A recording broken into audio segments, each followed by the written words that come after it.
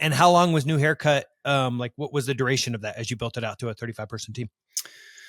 It took us about 6 or 7 years to get to that number. And Okay. then we actually started to shrink a little bit because as we went from implementation, building technology to more strategy and discovery, we needed less people. Yeah. And we are actually making more money, but the sales cycles got way longer because when you're selling a website, most people know what a website is. They kind of know what they're buying. When you're buying strategy and new product development and innovation and research and all these things that we did as we evolved into the new version of New Haircut, that became harder to sell, longer to sell, more people in higher positions that are harder to reach, that you get their approval and then you need 10 other people's approvals. And I was like, what the hell did I get myself into? I went from selling $5,000 websites to selling $200,000 innovation programs, taking 2 weeks to sell versus now it's taking me 12 months to sell something. So I just made my life 10x worse than it was. So I spent most of the second half of my career at New Haircut fixing my own problem of making sales easier.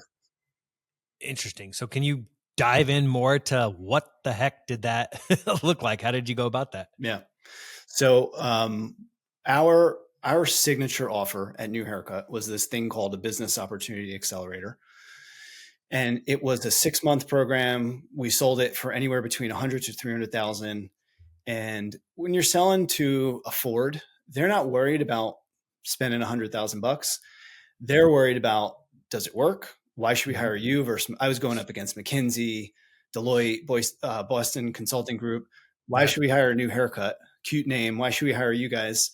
Yeah. Is it going to work? Then if we got past that, it was, how long is this going to take? How much time do you need? Who do you need for my team? What if it doesn't work? So all these things are kicking the tires. They're like objection. And the only thing I had in my back pocket to answer those was predominantly my pitch deck and case studies. And they work pretty well. Referrals, great. The problem is there's dissonance between I did this thing for this other group of people and it worked pretty well. And now I'm going to do it for you, but you're you, they're them. They work in this industry, you work in that industry. And even when we narrowed in on like 3 verticals, there was still friction for them to know that it was going to actually work. So that's the thing that I was trying to fix. And because there were multiple people making that decision, even when one person came to the conclusion that we were the right team, then it went to the next round of conversations. And that just kind of made my life a living hell. And then that's when it went well. And then many throughout would ghost me, would just, we decided not to do it. You know, okay, no problem. That was 3 months of my life. Yeah. We were, by the way, on that corporate side with, Disney or Netflix. So we're sorry for what everybody did. It's like, we know what it's like, you guys. But we know because it, at the same time, it's like, half the time, when you have somebody here who's making that decision, it goes through so many people, and all it could take is somebody being like, oh, well, we're decided to prioritize this effort, or we're buying this company, so nothing's happening for the next, 2 years. It's like, it's unfortunate. So yeah, I could completely see where you're at. Each time it's like, come on, is this one going to actually make it to the end? It was as basic as sourcing, coming in and saying, what's this company that you want to hire? The revenue per year?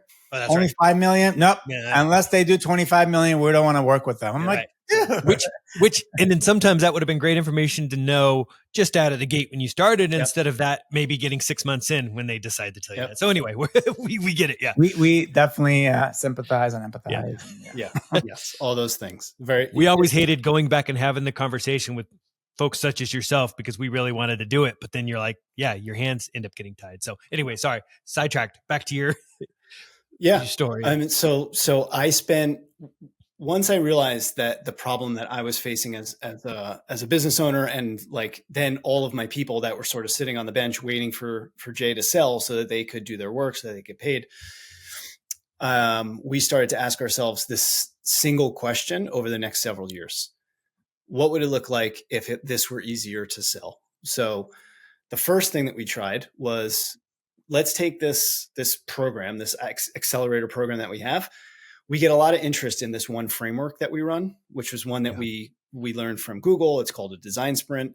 We got a name for ourselves for being a consultancy that you could hire to run great design sprints.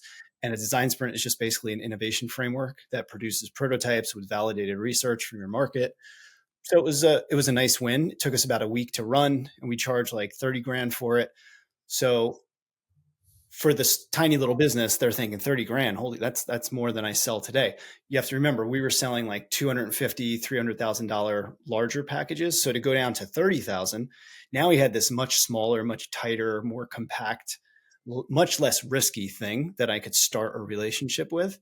And that was my first sort of like aha moment that this is a wedge offer. This is a way that I can open a relationship by lowering the stakes, lowering the cost, but lowering the stakes mostly, that I could demonstrate this is how we work. This is what we do. It costs this much, takes this long. This is what you get. Open and shut. Very easy to understand and therefore easy to buy. And that was my first sort of foray into being like, okay, there's an easier, better way that I could sell and begin relationships, because once somebody ran the sprint with us, it just naturally moved them to our accelerator.